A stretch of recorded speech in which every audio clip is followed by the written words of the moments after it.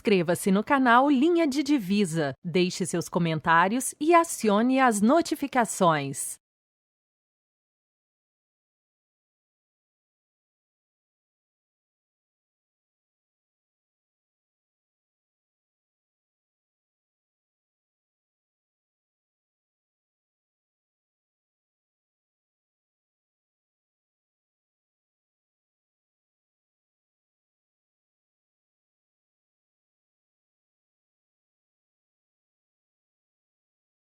As Confissões da Velhice de Agostinho, ele termina 2 anos antes dele morrer.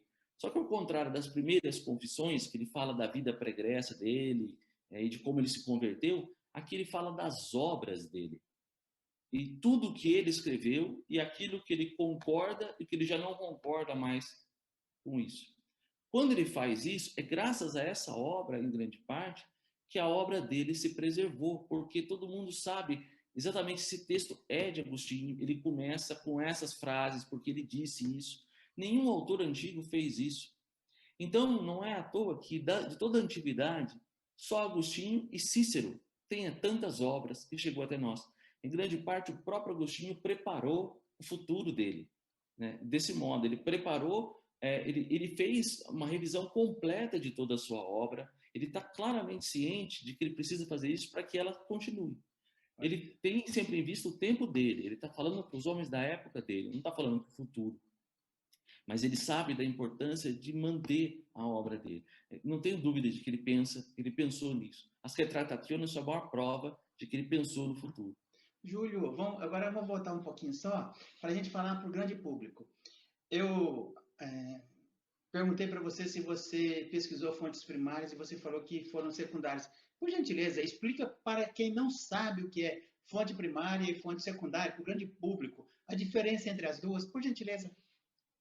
Bom, a fonte primária é propriamente uma fonte, ou seja, é aquela fonte de informações, um documento escrito na época que você estuda.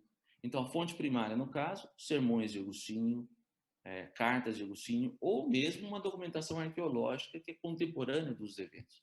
Uma fonte secundária são estudos sobre essa documentação. Então, é algo que você pode utilizar numa pesquisa, mas ela não é primária nesse sentido, ela não é a fonte primeira de informação, não é da época em que você está estudando, mas de pessoas que vieram depois e que tratam dessas obras. Novamente, para o grande público, o que é o rigor científico para que a pesquisa histórica tenha validade? Bom, para dizer, uma pesquisa ela tem que ser rigorosa porque ela tem que seguir métodos que são aceitos entre a comunidade acadêmica. Você tem que lidar com a documentação enquanto documento, então fazer análise na medida do possível, também consultando as línguas originais, sabendo distinguir a documentação que é primária, secundária. Então, isso significa ser rigor científico. Você tem que adotar os critérios que são de fazer acadêmico, né, reconhecido pelos pares. E aí? Assim, uma coisa, tem várias coisas que eu fiquei muito curioso. Como é que ele se relacionava com as massas? Como é que ele falava? Ele dominava as massas quando ele estava falando? Como é que é isso? É uma boa pergunta.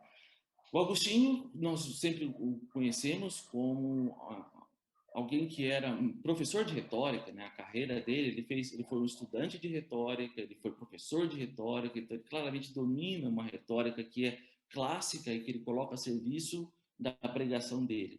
Inevitavelmente, ele tem uma boa oratória.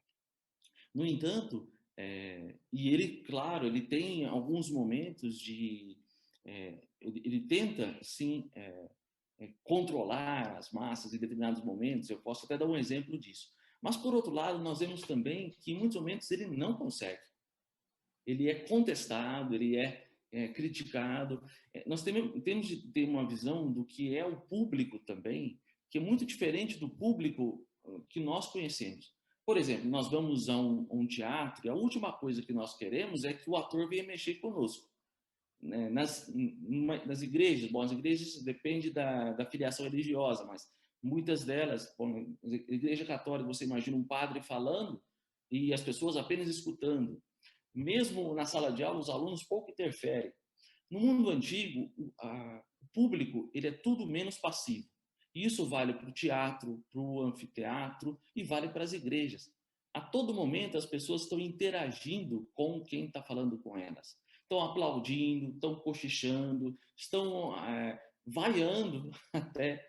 Então, o Agostinho também tinha que lidar com um público que não é passivo, que está a todo momento respondendo ao que ele está falando. Então, aí, se ele controla ou não, isso vai depender muito da situação, se ele consegue. Ele tem as tentativas dele para isso, mas ele nem sempre tem sucesso. Se você quiser, eu posso dar um exemplo de como ele teve sucesso e de como ele não tem sucesso. Por favor, os dois. Um deles, um caso de sucesso, é um exemplo, um sermão que eu estudei, né, inclusive no meu livro esse, que é em Cartago, em 401, um momento que, pouco depois da proibição do culto pagão no Império. E ocorre na cidade de Cartago uma restauração de uma estátua de Hércules.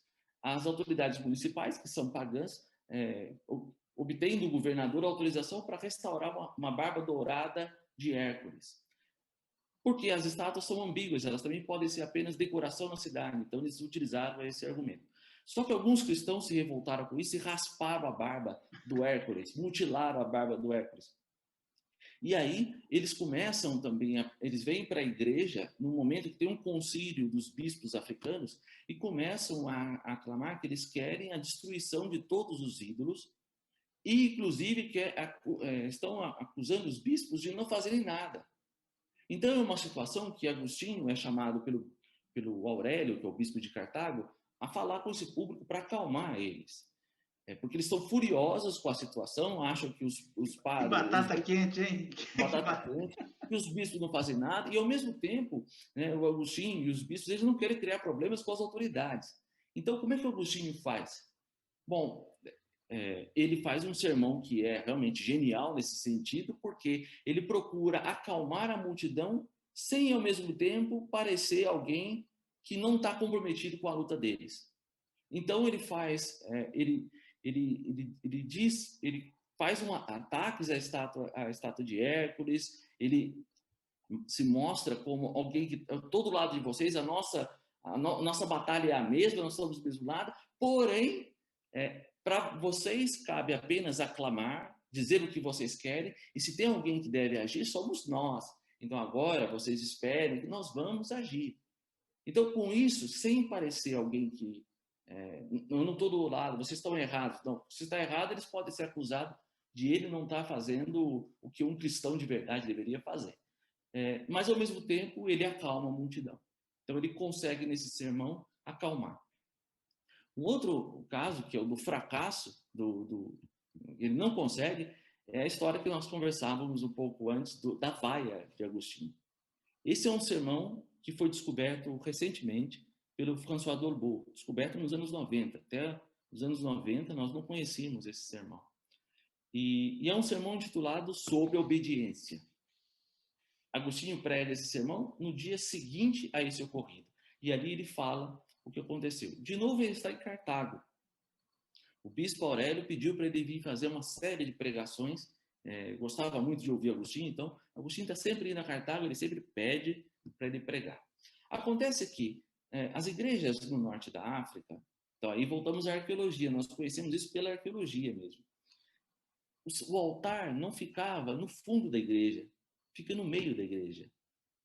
Quem fica no fundo da igreja, num palanque sobrelevado, na abside sobrelevada, é o bispo, os padres, e quando eles vão para a Eucaristia, né, eles se dirigem para o centro da igreja. E as igrejas eram formato, ou eram planas? Eram planas, eram retangulares, elas têm um formato retangular, elas não têm o transecto, né, não tem aquele formato de cruz que vai assumir na Idade Média, mas é formato retangular. Então, retangular ele tem um semicírculo numa das extremidades, que é onde fica o presbitério, onde fica o bispo, os padres que o acompanham, e tem umas escadas que elevam, né? Então está sobrelevado. Então ele fala do alto, e é importante dizer que ele fala sentado e o público de pé. Não tem bancos na igreja, então o povo está livre para andar dentro da igreja. Tem muitas igrejas ortodoxas que até hoje os membros assistem à celebração em pé. Então. As orientais, algumas orientais. Que, aliás, eu não vou entrar nesse mérito, mas desconhecem, as igrejas orientais desconhecem Agostinho de Hipona. Inscreva-se no canal Linha de Divisa, deixe seus comentários e acione as notificações.